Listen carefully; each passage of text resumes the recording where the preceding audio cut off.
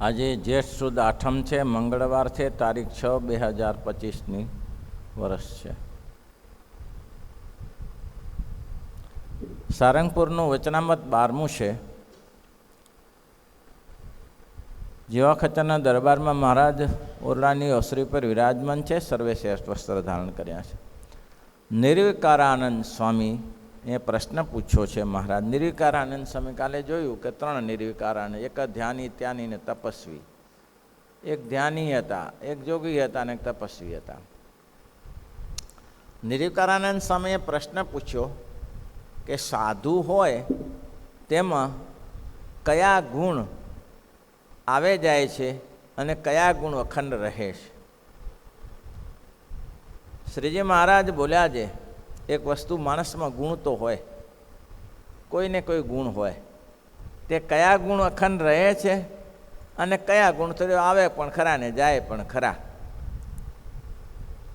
ગુણો કયા? તો કે સત્ય, શૌચ, દયા, શાંતિ, ત્યાગ, સંતોષ, માર્જવમ, ઉપરતિ, તિતિક્ષા, આ બધા 39 લક્ષણ જે શ્રીજી મહારાજે ગુણોના કયા છે એ જ ગુણો. એમાં 3 ગુણો આવી જાય છે. શ્રીજી મહારાજ બોલ્યા છે, એક તો આત્મનિષ્ઠા, સાધુ હોય તેને આત્મનિષ્ઠા. બીજો સધર્મ. ત્રીજો ભગવાનના સ્વરૂપનો નિશ્ચય. મહારાજ કે આ ગુણ તો અખંડ રહે છે. સાધુ થયો એને આત્મજ્ઞાન તો હોય જ. સાધુ રહી ટકી ન શકે.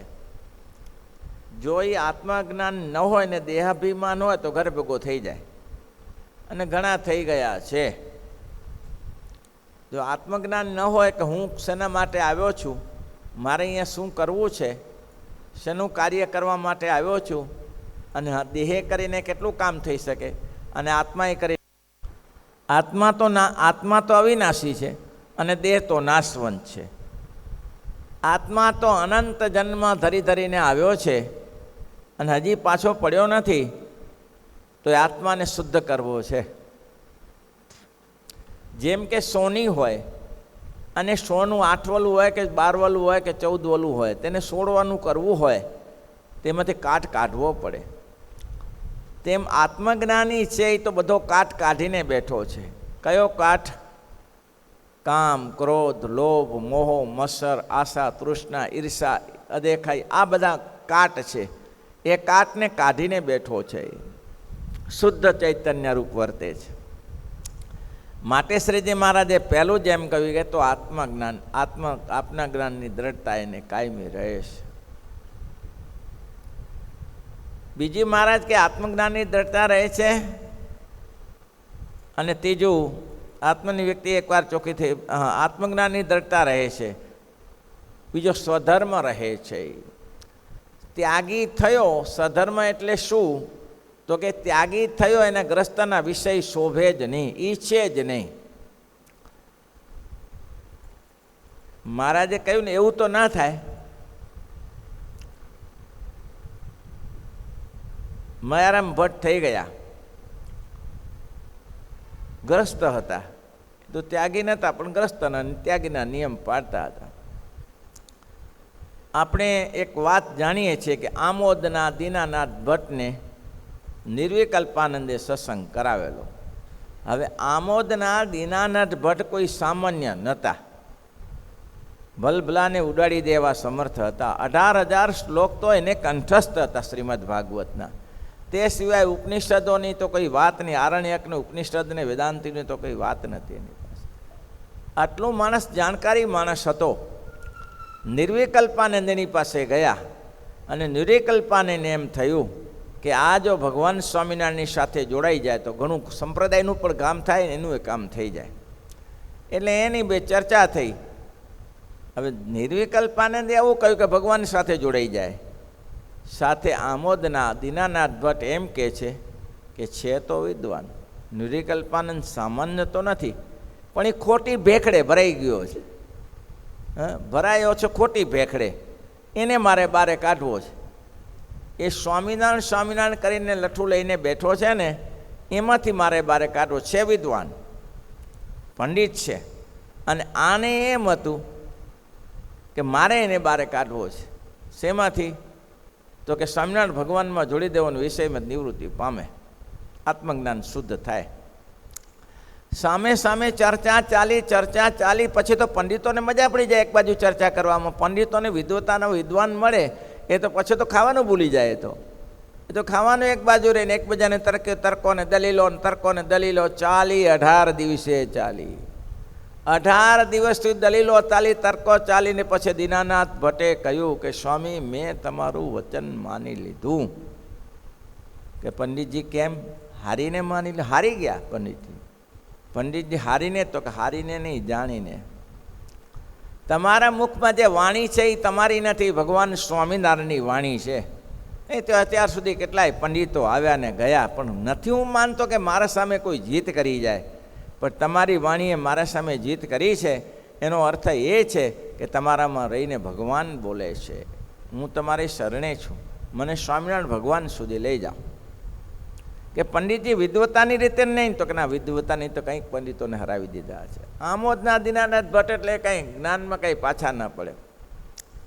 સ્વામિનારાયણ ભગવાન પાસે ગયા અને રહ્યા આનંદથી. મહારાજના ચરિત્ર લીંબ વૃક્ષ નીચે બેઠા છે. બધું પૂછ્યું કે નિર્ગળપાનંદ કે આ આમોદના છે અને 18,000 શ્લોક અને કંઠસ્થ છે. આરણ્ય પૂર્ણ ઉપનિષદો એને ઘણું કંઠસ્થ છે.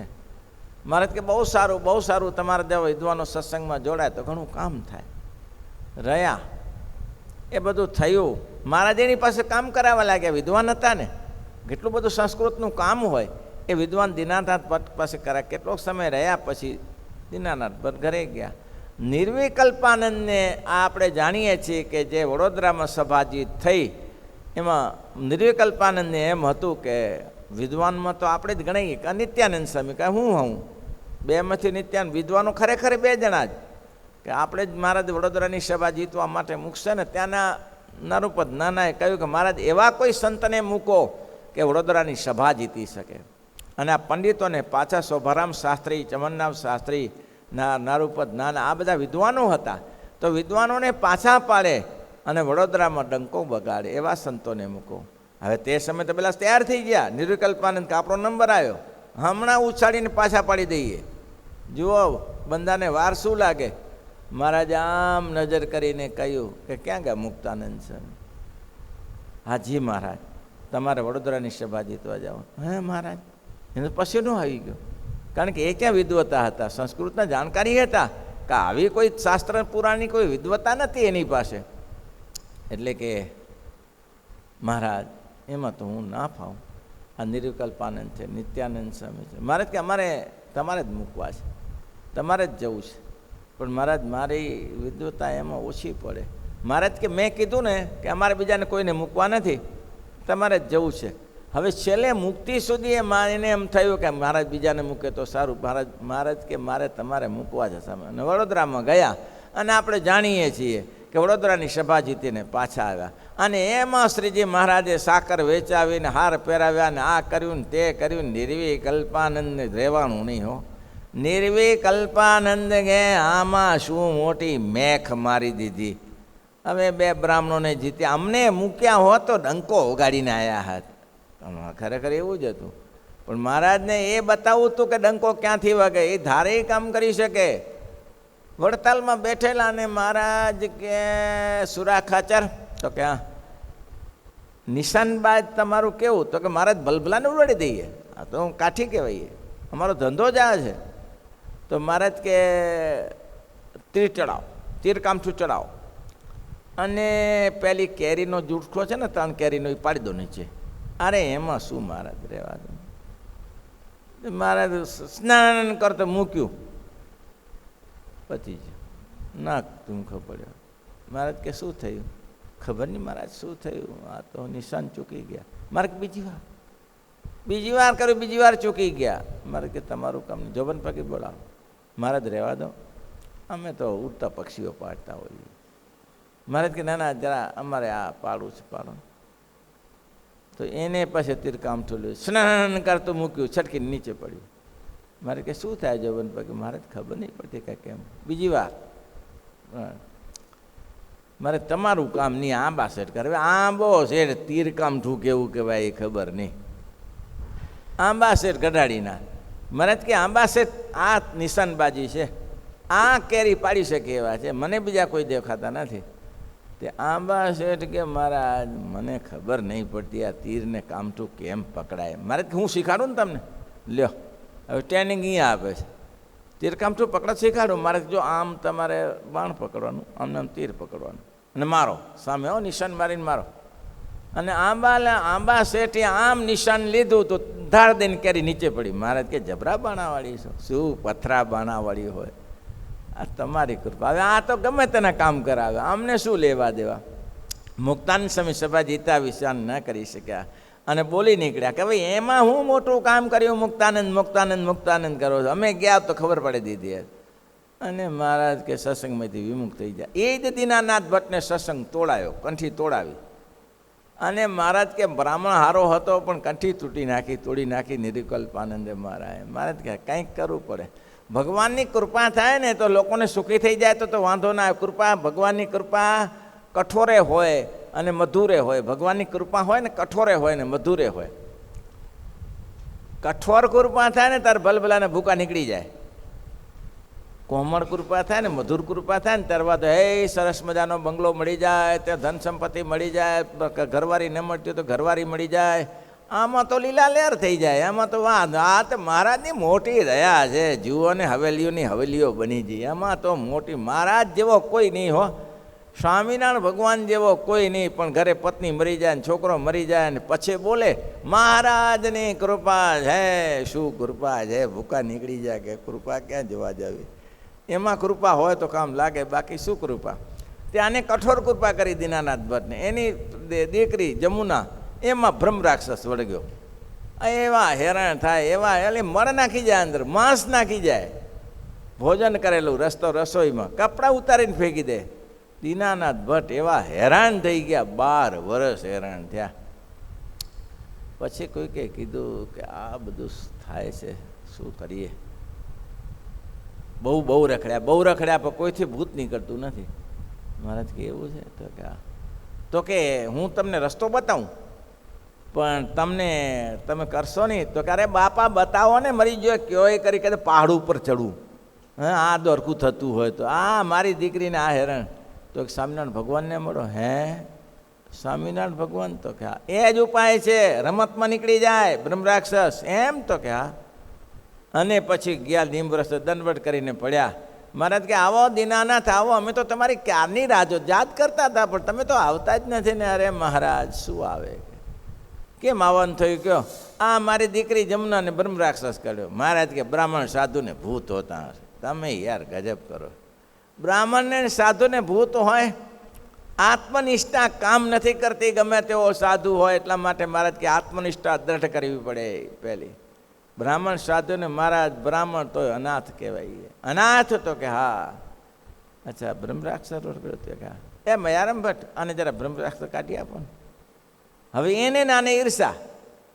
બ્રહ્મ રાક્ષસને આને મયારામને ને દીનાનાથને ઈર્ષા. કેમ? શિક્ષાપત્રીમાં દીનાનાથને પાડ્યો જ સત્સંગમાંથી ત્યાંથી કે જુઓ મહારાજે તમારી પાસે બધું કામ કરાવ્યું ને. તો કે હા. આ શિક્ષાપત્રીમાં નામ કોનું મૂક્યું? તમારું મૂક્યું. તમે વિદ્વાન છો. પેલો લોટ મંગુ બ્રાહ્મણ છે, પેલો મયારામ લોટ મંગુ બ્રાહ્મણ છે. નામ કોનું મૂક્યું? શિક્ષાપત્રી મયારામ આસ્તે ભટ્ટાદ્યાજી નામ એનું મૂક્યું. અને દીનાનાથને લાગી આવ્યું કે મારો વાલો બ્રાહ્મણો લોટ માંગુ, હું વિદ્વાન, મારું નામ નહીં, કામ બધું મેં કર્યું. બોલો આવું થઈ ગયું. એમાં ટળી ગયા. ફરી આવ્યા. મહારાજ હવે એની પાસે કામ કરે. મહારાજ કે બ્રહ્મ રાક્ષસ? તો ક્યાં? એ તો આ મયારામ કાઢી નાખશે. મયારામ તમે એક કામ કરો, ઘરે જાઓ, સરસ રસોઈ બનાવો અને જમુના, દીનાનાથ ભટ્ટ એના પત્ની અને તમે 4 જણ રસોઈ બનાવજો અને તમે જમી લેજો પહેલાં ઠાકોરજીને ધરાવીને અને પછી જમુનાને જમાડજો. જમુના ના જમે ને તો મોઢામાં કોળીઓ મૂકજો. તો સરું મહારાજ. અને પછી તો પોતે રસોઈ બનાવી, પોતે જમ્યા, ઠાકોરને ધરાવીને જમુનાને કીધું હે જમતી હશે, જમવા દે પેલો બ્રહ્મ રાક્ષસ. ના જમે.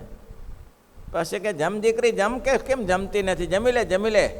ના જમી. કોળીઓ લઈને મૂક્યો મોઢામાં. જેવો કોળીઓ મૂક્યો ને બ્રહ્મ રાક્ષસ ભાગ્યો. મારી નાખ્યા બાપા, મારી નાખ્યા. કે આ મને જીવતો નહીં રહેવા દે અહીંયાથી. ભાગ્યો બ્રહ્મ રાક્ષસ ત્યાંથી ધડાધડી કરીને ધુવાણા કાઢતો ગયો અને જમુના શુદ્ધ થઈ ગઈ, ચોખ્ખી થઈ ગઈ.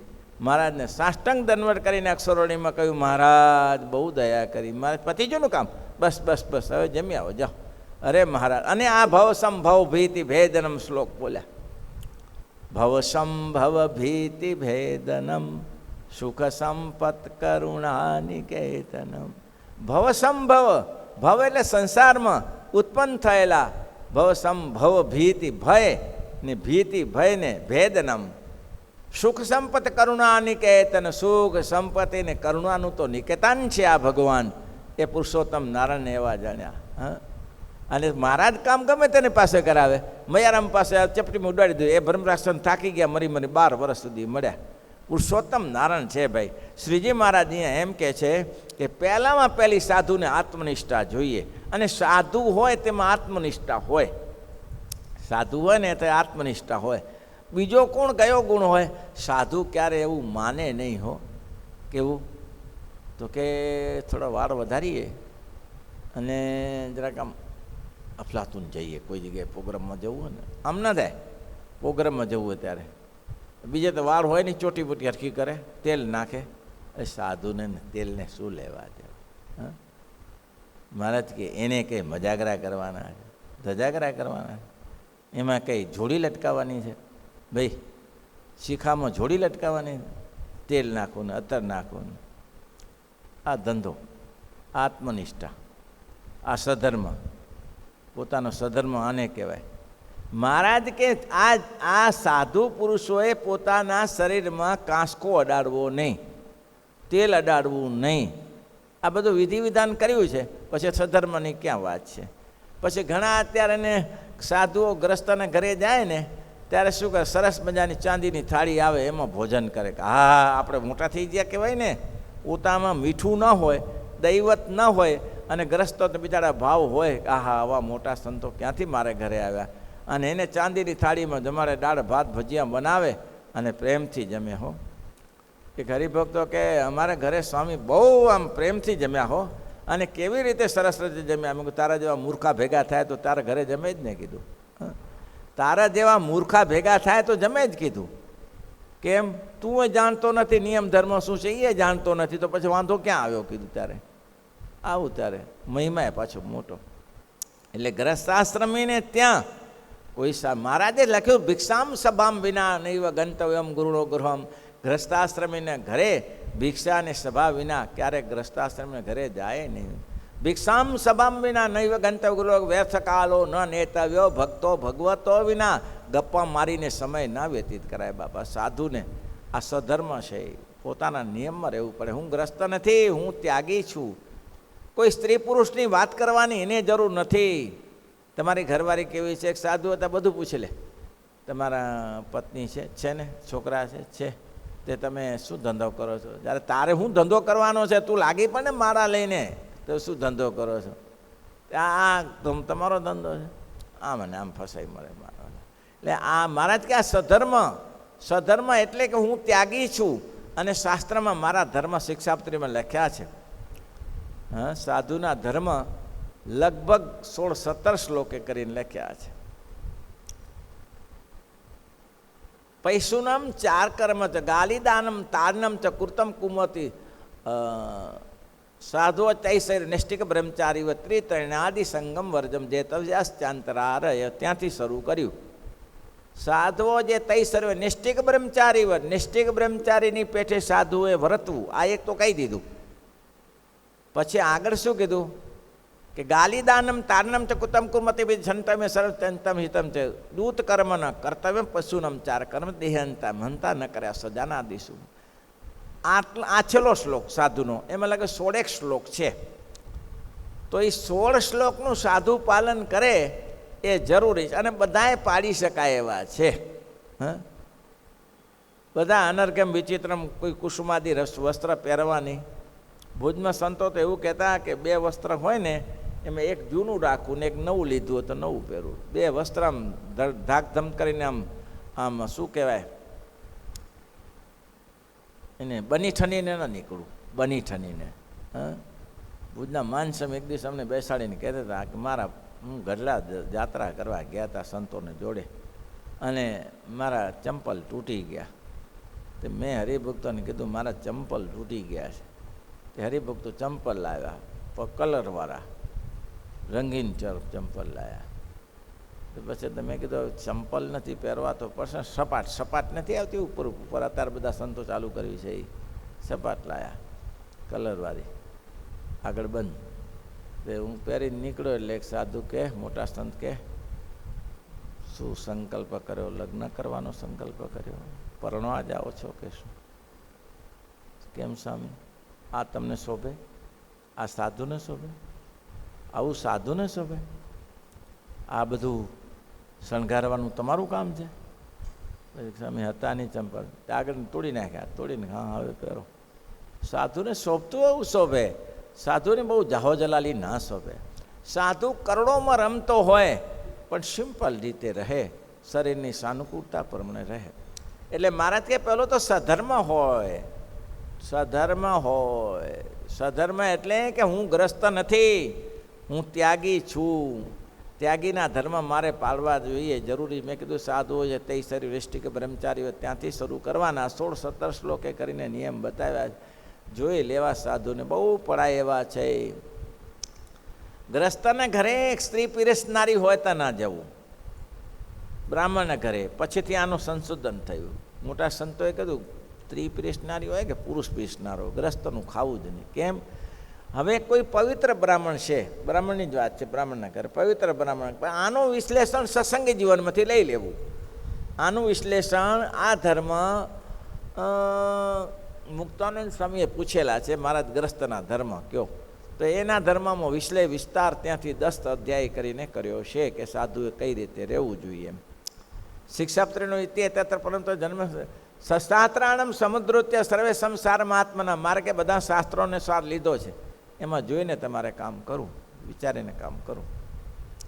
આવું છે ત્યારે આ રીતે વાત કરી છે જી મહારાજે. ભાઈ ધર્મ પાડો તો સુખી થાવ, ને તો સુખી ન થાય. આગળ આવે છે, કાલ આવ્યું ને, વાસના રહી જશે.